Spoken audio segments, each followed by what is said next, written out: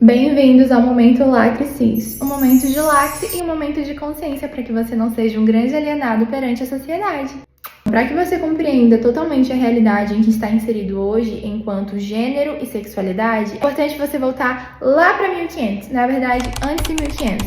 Nós sabemos que o Brasil já era habitado por povos originários e, obviamente, havia uma cultura, haviam crenças, haviam papéis entre homens e mulheres. E esses papéis eram distintos e, acredite ou não, naquela época, ambos eram reconhecidos como úteis e importantes para que a sociedade funcionasse. Não havia ainda uma inferiorização radical da mulher, apesar de haver um sistema de hierarquização e um sistema de papéis entre eles. Logo, você precisa saber que o patriarcado, que é essa hierarquização violenta da mulher na sociedade, foi somente introduzido após 1500, com a chegada do homem branco ao Brasil. Grifa esse nome, patriarcado colonial, que tem o sentido de lógica de raça, propriedade privada e Estado republicano.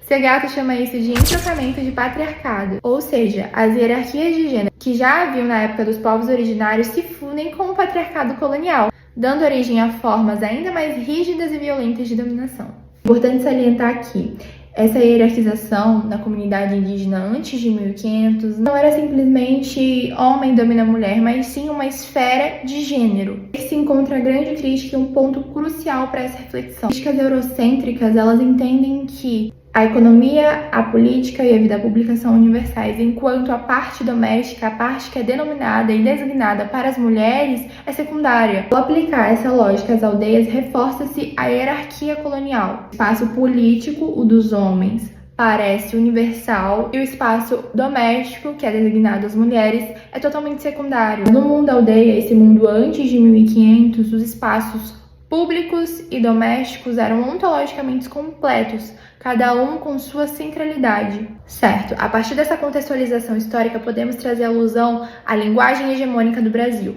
que é a ciência, é a linguagem de maior poder e é a linguagem que traz, biologicamente, que um homem é aquele que nasce com pênis e uma mulher é aquela que nasce com uma vagina. Mas essa mesma ciência é totalmente contraditória quando a gente fala de pessoas intersex. Pessoas intersex são aquelas que nascem com a genitália onde você não consegue identificar se é homem ou se é mulher. A mesma ciência que diz que você é homem se você tem pênis e você é mulher se você tem vagina, decide de forma intuitiva o que aquela pessoa intersex será, se ela nasce com uma genitália que não dá de identificar. Então, de forma intuitiva, ela diz se aquela pessoa parece mais homem ou parece mais mulher. E ainda trata essas pessoas como alguém que teve um tipo de anomalia, quando na verdade já existem países que têm um terceiro gênero, que são pessoas intersex. Essa mesma ciência muitas vezes impõe que pessoas transexuais estão totalmente erradas, estão malucas. Meu Deus do céu, porque essas pessoas não se identificam com a genitália com a qual nasceram. Ninguém entende. É aí que nós percebemos que o gênero e a sexualidade, ela não é só sobre se viver. Ok, você é uma mulher, você é um homem, e assim a gente pode denominar o que é o que dentro de uma sociedade. Na verdade, essa identificação de gênero e de sexualidade, ela é muito mais sobre poder e limitação do que sobre propriamente a vivência enquanto gênero e sexualidade.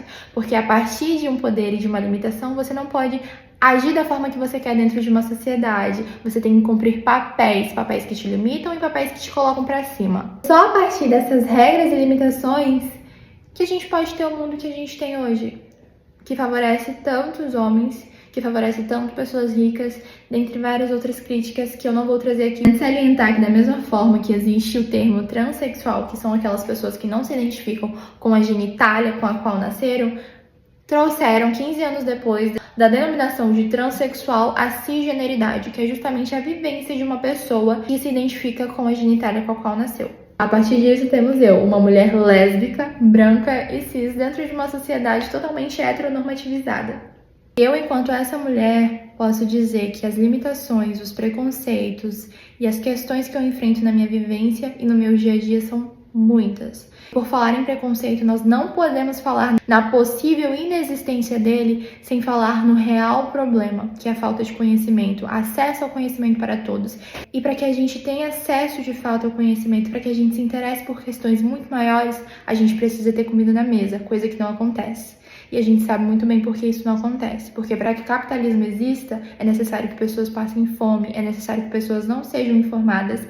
Os desafios que eu enfrento no meu dia a dia são vários, dentre eles, um pai totalmente preconceituoso que não aceita a minha realidade, então ele se ausenta completamente. Eu, enquanto uma mulher, não sei se eu posso sair na rua de mãos dadas com a minha esposa em determinado lugar, se vai acontecer alguma coisa, se alguém simplesmente vai decidir nos agredir. Eu não sei se eu posso dizer pra uma pessoa que está me vendendo uma roupa se eu sou lésbica, porque talvez ela não queira me vender essa roupa. Eu já vivenciei a saída de uma casa onde eu batalhei pra caramba pra conquistar, porque eu estava passando por uma perseguição terrível do síndico, entende? Ao mesmo tempo que eu vivencio a minha liberdade, eu vivencio uma prisão social muito grande. Para vocês que o preço a se pagar por ser uma mulher que é lésbica e não performa masculinidade é muito alto. Eu já tive que escutar frases como: essa menina precisa apanhar pra ser mulher de verdade, porque ela é muito bonita. Como assim ela gosta de mulher?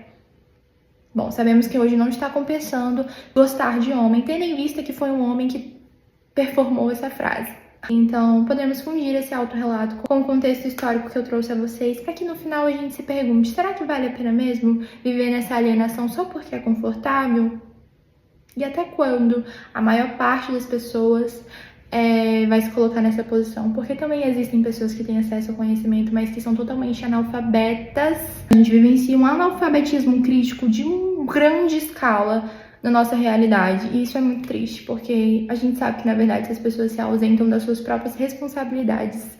Porque, no final, não é tão fácil assim lidar com essas responsabilidades, né? E não é fácil lidar com a realidade.